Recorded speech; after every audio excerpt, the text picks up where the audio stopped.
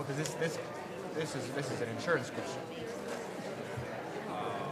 This would go to DFS. Okay. Good morning. No, I think I have one. I'm trying to figure it exactly. Today, we begin the second in a series of hearings conducted by the joint fiscal committees of the legislature regarding the governor's proposed budget for fiscal year 2016-2017. The hearings are conducted pursuant to Article 7, Section 3 of the Constitution, Article 2, Section 31 and 32A of the legislative law. Today, the Assembly Ways and Means Committee and the Senate Finance Committee will hear testimony concerning the budget's proposal for health care, health, and Medicaid. I will now introduce some members from the Assembly, and Senator Young will chair of the Senate Finance Committee, will introduce members from the Senate. We have been joined by Assemblyman Richard Gottfried, Chair of the Health Committee, Michael Cusick, Assemblyman McDonald, Assemblyman Stepp, and Assemblyman Oaks, who will give us. Yes, we've also been joined by Assemblyman Rea, Assemblyman Garbarino, Assemblyman Goodell, and Assemblywoman Malliotakis.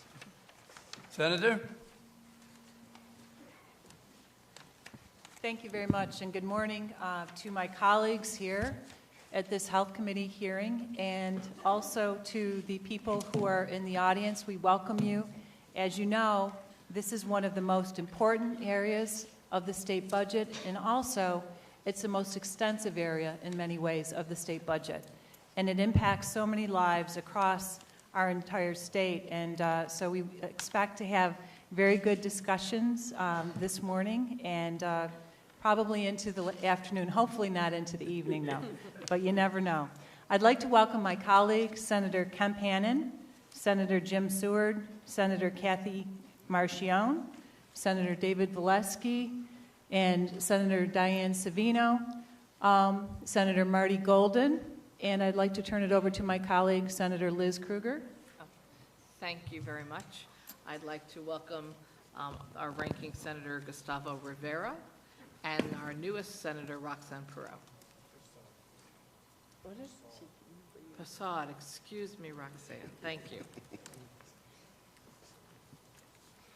Before introducing the first witness, I would like to remind all of the witnesses testifying today to keep your statement within your allotted time, limited so that everyone can be afforded the opportunity to speak. If we do it well, we'll be out of here by 6:30. That's something we don't have to meet that point. We're joined today. We begin with Dr. Howard Zucker, Commissioner of the New York State Department of Health. Good morning. Good morning. Good morning, Chairpersons Young, Farrell, Hannon, and Gottfried, and the distinguished members of the State Senate and the Assembly. I am pleased to be here today to discuss Governor Andrew Cuomo's 2016-2017 executive budget as it relates to the goals of the Department of Health. There's a great deal of good news to share with you this morning. The commitment of Governor Cuomo has made to protect and improve public health is significant. I'd like to begin by discussing the accomplishments of the state Medicaid redesign team, which has had extraordinary success in overhauling the largest and most expensive Medicaid program in the nation. When Governor Cuomo established the MRT, our program cost twice the national average per recipient, yet it was consistently ranked below other states on several measures of care quality. Even worse, it was growing at an unsustainable rate of 4.3% annually. Today, Medicaid spending per recipient has dropped to its lowest level in 13 years, and the rate of spending growth has slowed to just 1.4% annually. At the same time, we have increased enrollment to 6.3 million people and improved the quality of care in communities across the state. More work remains to be done, and the governor's budget provides resources to help improve the full spectrum of healthcare delivery, including increased payments to essential community providers and new payments to enhance population health improvements. These improvements are balanced by savings from initiatives to eliminate fraud and abuse, improvements in benefit design, and greater pharmaceutical controls. The executive budget also provides resources to support safety net hospitals and ensure their sustainable future. Throughout the state, in urban and rural areas, safety net hospitals are facing unprecedented financial challenges. Federal and state policy changes demand quality, efficiency, and value. Advances in technology and medicine are shifting healthcare services from hospitals to outpatient and community-based settings, and they face increased competition with larger regional healthcare systems and physician services. As a result, many of these safety net hospitals are no longer financially sustainable in their current form. Last year, with your support, we were able to provide more than $325 million of assistance to 28 safety net hospitals to support the critical role that these institutions play in protecting the health of low-income, vulnerable people and serving as economic anchors to their communities. The executive budget provides $450 million in operating assistance to enable these hospitals to continue to deliver essential healthcare services while longer-term sustainable solutions are developed and implemented. Their problems weren't created overnight, they won't be solved overnight, and without this level of commitment, many would close. The executive budget also continues nearly $2.5 billion of capital resources that will improve, streamline, modernize, and strengthen the state's healthcare infrastructure. We are going to great lengths to ensure that the investments we make with these dollars permanently improve the sustainability of essential healthcare providers and the quality of services that they provide. The governor's budget also provides resources to help us end the AIDS epidemic in New York and also improve health outcomes for New Yorkers with two of the most prevalent forms of cancer. I'm sure you recall that back in 2014, Governor Cuomo outlined his comprehensive plan to address and finally end the AIDS epidemic in New York State. I'm very proud to say that we are on our way to achieving that goal. And in fact, for the first time since the epidemic began, we have had no new mother-to-child transmissions of HIV. That is a significant achievement. In December, at World AIDS Day, Governor Cuomo reaffirmed his pledge to end the epidemic with an additional $200 million multi-year commitment of new funding towards HIV/AIDS efforts, which is in addition to the $2.5 billion in public funding that the state currently directs towards addressing the health care needs of those living with the disease. And just as the governor committed the energy and resources of our state to fight against AIDS, he has now announced new efforts in the fight against cancer. This includes a comprehensive statewide plan announced in the governor's State of the State address to increase screening for breast cancer and increase awareness of prostate cancer. Breast cancer is the most common cancer among women in New York, with 15,000 diagnoses each year. It is also the second leading cause of cancer-related death in New York women, responsible for 2,700 deaths each year. Other than skin cancer, prostate cancer is the most common cancer among men in New York State. Each year, more than 15,000 men are diagnosed with prostate cancer, and more than 1,700 die. The governor's plan will help women access the treatment they need and educate thousands of men about the risks associated with prostate cancer. The state's investment will support the purchase and operation of mobile mammography vehicles to be used in areas with a high number of unscreened women. The executive budget also provides funding to hire additional health care workers at cancer treatment and other health care facilities, to identify and reach out to patients due to breast cancer screening, and to help improve access to mammograms, as well as subsequent diagnostic follow-up and treatment services. As a result of the governor's initiative, more than 212,000 additional women will be screened for breast cancer by December 2020. And 25,000 men will receive peer education and outreach services, helping them make an informed decision about whether to be screened for prostate cancer. One thing we know in the medical community, the best hopes for surviving breast cancer rests with early detection, and the governor's plan will no doubt save thousands of lives. The executive budget provides us with a blueprint that will help us to protect and improve public health while also taking on the monumental task of reforming our healthcare delivery system. Together with all my colleagues at the Department of Health, I look forward to working with our partners in the legislature and with all our stakeholders to take on that task and to rebuild our healthcare system into the finest in the nation. Thank you. I'm happy to answer your questions, and I will also ask Jason Helgeson, the director of our Medicaid team, to join us to answer the questions related to the Medicaid program. Thank you. Thank you very much. I've been joined by Assemblyman Cahill. Our first question, Assemblyman Gottfried. Thank you, Commissioner. Good morning. You talked about the state's increasing efforts to invest resources in hospitals, which is certainly very important.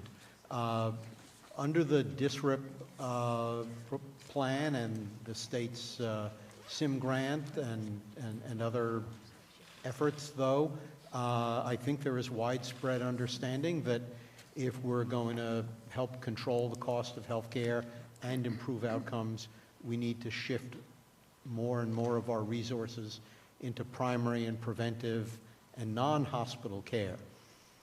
And so my question is, what is the state doing to increase investment in those community-based providers that are not hospitals? What percentage of DSRIP money and capital restructuring money and other programs are going to community-based providers, and what is the future of that effort? Sure. Thank you for your question. I think as we are seeing that there is a move towards primary care, and that is part of our model with our advanced primary care model tying together medical issues and behavioral health.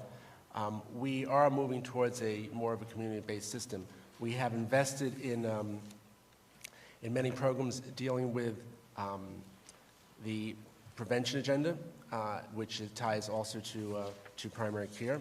We have programs that are out there as we move forward with some of the investments on specific hospitals, which are reaching out into the community. And also our DSRIP program, as you mentioned before, looks at not just the hospitals, but also the community. There has been investment put in the programs dealing with everything from school-based clinics, which is an area which we also have been focused on.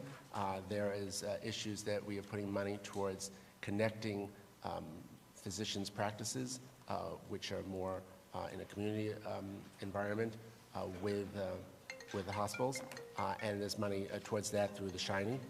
There's also efforts made to target specific medical problems that are not necessarily hospital-based, but issues that are in the outpatient area. Regarding DSRIP, I guess, Jason, do you want to answer the DSRIP issue? Certainly. In terms of DSRIP, I mean, obviously that's a very exciting opportunity for us as a state. $7.3 billion being invested in the delivery system over the next 5 years. And if you look at that initiative, you see that front and center are community-based providers. Just to give you like one example of where we're going to make significant investments of resources is in terms of improving the quality of primary care and access to primary care services. So one of the requirements that every single one of the performing provider systems across the state is required to do is to help ensure that all their primary care providers meet level 3 patient-centered medical home status, or the standards that are being developed as part of advanced primary care by the end of the 3rd year of the demonstration. Which means that while we've made some significant progress and have led the nation in many ways in terms of high-quality primary care, we will actually build upon that and almost ensure that every Medicaid member, all 6.3 million of them, will have access to some of the finest primary care in the country. So I think at the end of the day, DSRIP is a unique opportunity, but add to Dr. Zucker's comments the challenge, and you hit it right on the head, Assemblyman, which is that we have to find a way to transition from a system of healthcare that relied far too heavily on institutional providers to one that relies more on the community. But we have to do that in a way that doesn't create healthcare deserts where healthcare system collapses in a community faster than we have the ability to transform it. And I think that's why you need a multi-pronged strategy, which is what the governor's budget does, which not only continues to move forward with the exciting initiatives in DSRIP, but also provides this temporary assistance targeted at the institutions that are most at risk to allow them to transform in ways that make sure that those communities are well served. Well, my concern is that if you ask a question about hospitals, you get an answer filled with references to hundreds of millions, if not billions of dollars. And if you ask a question about community-based organizations and primary and preventive care, you get an answer about goals and standards we're going to hold them to. I'm looking for the hundreds of millions of dollars that will help build those community-based providers and enable them to function on their own 2 feet and do the jobs we're asking them to do. In terms of DSRIP, what I could do for you, Assemblyman, is add up based on the current budgets that have been submitted by each of the PPSs. We break those budgets down by provider type, and so we could get you a breakdown of the amount of money that's going into community-based providers. It's quite substantial, so happy to provide that information to you and the other members of the committee. And just to be clear, what I'm looking for is not just the number on what share of payment for healthcare services goes to primary care providers, which is what a PPS might give you. What I'm interested in is the state's grants to help them build their infrastructure and pay for electronic health record systems and all of those things that we give hundreds of millions of dollars to hospitals to do. I want to know what kind of comparable grant-making programs and how much for primary care providers and other community-based providers. My second question is, several years ago, we shifted the administration of the drug benefit under Medicaid from a preferred drug program that negotiated on prices with drug companies on behalf of all Medicaid recipients, and we shifted the handling of the drug benefit to each of the managed care plans so that they are responsible for their own negotiating of drug prices with drug companies. Seems to me kind of elementary that if you're negotiating on behalf of 6.3 million lives, you're going to have more bargaining clout with huge drug companies than if you're negotiating on behalf of 100,000 or 200,000 covered lives. And so my question is, does the state have statistical evidence documenting that the movement away from the preferred drug program to dispersal of the drug benefit to managed care plans, has that produced lower drug prices than would have been expected under the preferred drug program? Yes, Assemblyman, the answer is yes, it has. It's to the tune of somewhere between $400 and $500 million a year in terms of lower cost. And in terms of why that's possible, how that's possible, given the fact situation you described, I think it's important to note that these individual health plans, these insurance companies, don't actually, as a rule, go out and negotiate themselves. Rather, they contract with pharmacy benefit managers. Those pharmacy benefit managers tend to have much stronger bargaining power because they cover many more lives than are on the New York Medicaid program. You have pharmacy benefit managers who are responsible for as many as 100 million Americans in terms of drug benefit. And so with that comes significant leverage, and the plans are able to leverage that bargaining power in their discussions and contracts with the PBMs. And what we have seen very clearly is that both, I think first and foremost, our goal with this was to increase the use of generics.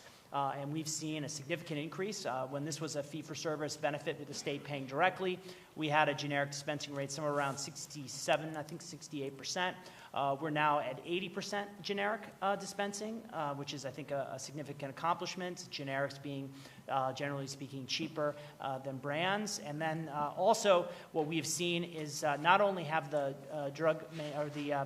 plans been able to maintain the net prices. In fact, they've actually been able to beat the fee-for-service program, a previous program, pretty clearly. And in fact, there's a budget initiative where we now have access to information, prices paid by the managed care organizations in areas such as specialty drugs, and we're able to use that information to actually come up with a budget proposal to lower our reimbursement for those specialty drugs in the fee-for-service program because we have access to that, some of that pricing information that comes from the plans. If you were looking at the bargaining cloud of the preferred drug program today, which covers, what, 100,000 or 200,000 fee-for-service Medicaid recipients compared to managed care, that's not a very good comparison.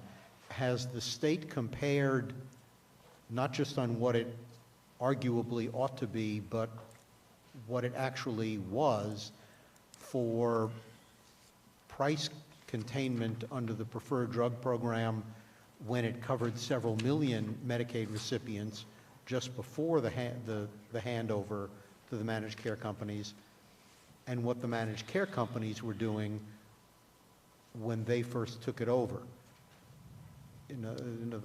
Obviously, they wouldn't be overlapping time periods, but they would be pretty close time periods. Has the state analyzed that, and could you provide us with that analysis? Sure. We update that analysis every year, and as I say, I think that the delta, and I'm trying to remember what time I had it, but it's somewhere between $400 and $500 million is the savings associated with carving the drug benefit in. So that savings has basically remained pretty constant from when we fully implemented it. And so we always are constantly looking at that. We want to make sure that the managed care organizations are as efficient and are achieving the kind of savings that we expected from the drug carve-in. I think overall, if you look back to MRT Phase 1, back to 11-12 budget, and you look at the list of 78 initiatives we went forward with, I would argue that the drug carve-in was probably the most significant and most successful of our initiatives. It was a very complex implementation affecting millions of Medicaid recipients who switched from having it be a fee-for-service benefit to a managed care benefit on October 1st of 2011. As I say, as we look at it each year, and the savings continues to hold. That said, pharmacy pricing overall is a significant challenge. And I think it's probably the most significant challenge facing the healthcare system in the country right now. It's become, once again, one of the fastest growing. In fact, is one of the most, fastest growing in New York Medicaid. So we have to constantly be vigilant and be looking for new strategies to help ensure that we're getting prescriptions drugs for individuals with the drugs they need at the lowest price possible. Yeah, I'd be very interested in seeing that documentation. I've submitted several other questions to the Commissioner. We discussed this earlier. I assume we will be getting answers after the hearing. Thank you. Thank you, Assemblyman. We've been joined by Assemblywoman Simon. Senator? Thank you, Assemblyman. We've been joined by Senator John DeFrancisco, and I'd like to welcome the Commissioner to the hearing today. And thank you very much for your testimony and answering all the questions.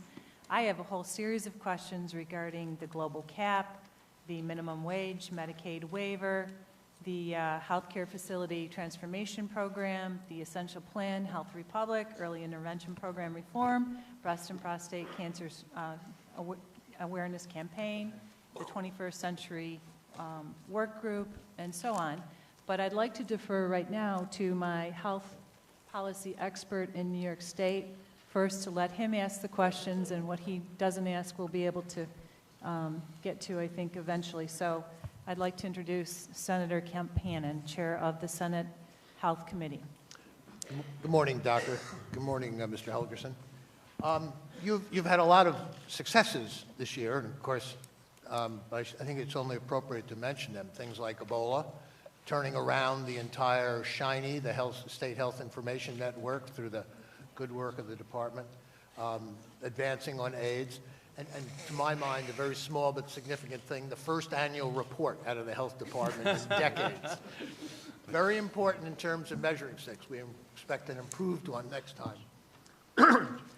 As I've gone through the budget, which is noticeably short, the thing that struck me was not so much what's in there and we argue about, but what struck me was what's not in there, what we haven't done. You look at some of the programs where we've tried to deal with distressed hospitals, upstate, downstate, millions of dollars have gone out. But as I look at those programs, I don't see a coherent whole as to where we're going, why we're going, what we ask those recipients of the monies to do, what the changes are. Yes, on one hand, we'll ask them to do something through DSRIP, but DSRIP is only for Medicaid. And Medicaid is only maybe a third to a half of a given hospital's revenue stream. Yes, there's some other things happening by CMS for changing their billing, but that's not the whole. So I don't know where we go unless we tie it all together with DSRIP. We have SHIP, the State Health Improvement Plan.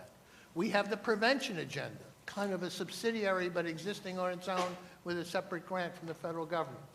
We have value-based purchasing, one of the most esoteric, head-scratching concepts we've ever had, which has occupied many people in the healthcare community in the state. At least it's open and it's transparent, but the next thing is finding someone to explain it.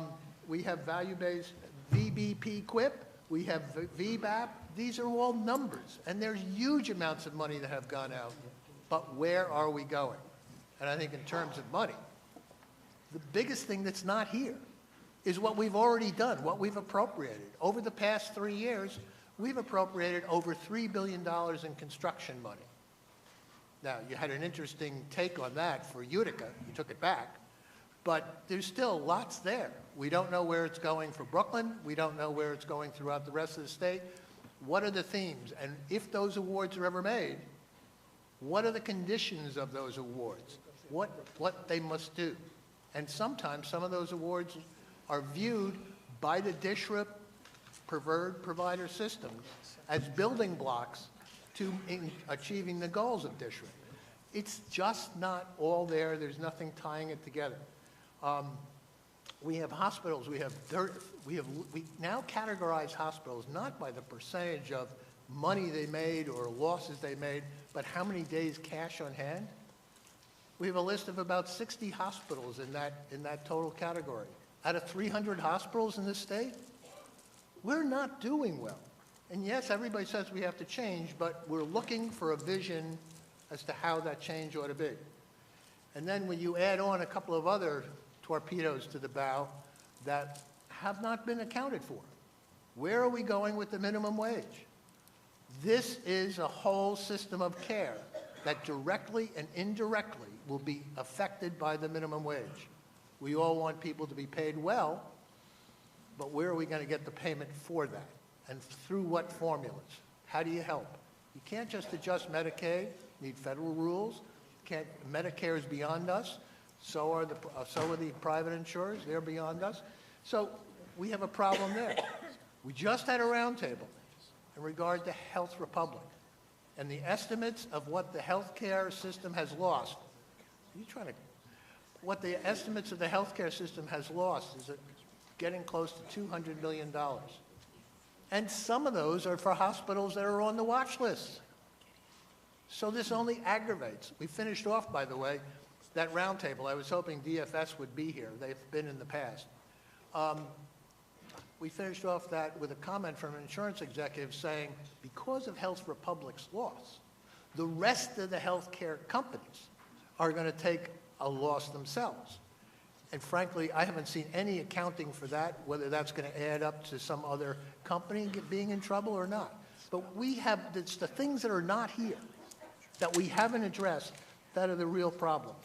So I thank you very much. I'm not going to ask any more questions. I'll be back. The ranking member says I get another 10 minutes after everybody else is gone, so I'll wait. Thank you. Thank you, Senator. I think you crystallized all the challenges that we are facing in the department in those 6 minutes. I recognize, let me just comment on two parts of that. The big picture here is also what we're doing with SHIP. That's an overarching look at how to tackle these problems, and there are problems with workforce and health information technology, and I think that we are using that as the umbrella by which we can tackle many of the components there. I recognize that there are challenges with the hospitals both in the rural and urban areas. We are working on that not just with district but with other funding that we have put forth. And you bring up some particular areas in general, and I recognize that and collaborate on that later. And I think that there are many other components of how we can improve the health system, but none of these are in isolation, and that's why this is taking a period of time to get it moved forward to where we want it to be. But we are making progress on this. We are making progress. Thank you. Assemblyman Kuzik. Thank you, Mr. Chairman. Commissioner, thank you for being here today and testifying. Good to see you. I just have a few questions. I know my colleagues will be asking many questions on the Medicaid issue. I'd like to just ask you, which regions of the state have seen the largest amount of Medicaid growth, would you say? Certainly. I would say it's interesting if you look at the growth in Medicaid enrollment, say, over the last 2 to 3 years. There's actually been more growth in the upstate region than in New York City. We can certainly get you the numbers to show that, but overall that's been the trend, especially if you do the comparison in terms of what the historic shares have been, sort of upstate versus city. But I do think that the growth and the change in the eligibility rules and the launch of New York State Health with the health insurance exchange and the promotion, we've been able to increase enrollment to individuals who maybe thought they weren't eligible before and just simply went without health insurance. We've been able to identify those individuals and get them enrolled. So I think that one of the successes of the implementation of the Affordable Care Act in New York has been that we've really made some significant strides in reducing the uninsured rate upstate. Thank you. Also, with the Medicaid and the long-term care, I know with a lot of communities throughout the state, the issue of spousal refusal is a big issue for many of us. Could you just address that issue, how it's addressed in the budget? Sure. In terms of spousal refusal, or we call it now spousal support, I think this is the 26th year that a governor of the state of New York has proposed to eliminate spousal support. It's a proposal that actually has been highlighted by the House Oversight Committee as being an area where New York State is out of compliance with federal law, in the sense that it's a means for which individuals who do have income, do have assets, can in essence allow a spouse to enroll in the Medicaid program. We understand full well the challenges associated with the high costs of long-term care services. And certainly no one wants to see someone have to, divest themselves of assets in order to access basic services. But at the same time, Medicaid is, as was mentioned, a huge part of our budget here in New York, and long-term care is roughly about 50% of the total cost. What our goal has been throughout the MRT period has really been to try to identify ways that we can tighten up eligibility so as to ensure that the individuals who access the program are the ones who need it the most. And do you know offhand how many individuals would be affected by the proposal that's put forward in this budget on spousal support? Off the top of my head, I don't know how many, but we can get you the detail on the fiscal note. We can get that for you, which has all that information. That would be appreciated. I just want to shift gears for a second, too, on one of the issues that hits many of us in our districts throughout the state is the heroin and prescription drug epidemic. I know that OASIS and other areas of the budget deal with funding in fighting these issues. But Commissioner, could you give us a little rundown on the Department of Health's point in this? Sure, happy to do so. There's a couple issues. There's the issue of opioids, and we have been tackling this from different fronts. One of them is an education program. We need to be out there educating the physicians, hospitals, and others. There's also the challenge of making sure that those who are have taken opioids and are at risk, we have pushed forward with naloxone, which is an antidote to opioids.